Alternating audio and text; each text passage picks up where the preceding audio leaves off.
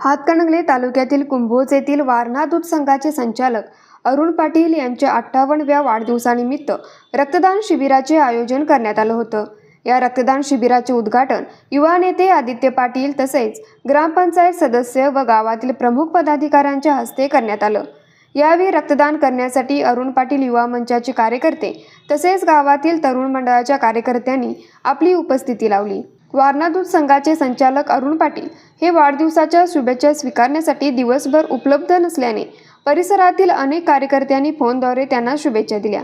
यावेळी आमदार विनय कोरे, आमदार अशोकराव माने, माजी आमदार महादेवराव महाडिक, आमदार अमल महाडिक, खासदार धैर्यशील माने, गोवा राज्याचे मुख्यमंत्री प्रदीप सावंत, केबीसी बँकेचे संचालक विकास माने तसेच अनेक सामाजिक, राजकीय, शेती क्षेत्रातील मान्यवरांनी फोनवरून अरुण पाटील यांना वाढदिवसाच्या शुभेच्छा दिल्या। न्यूज मराठी 24 साठी विनोद शिंगे, कुंभोज।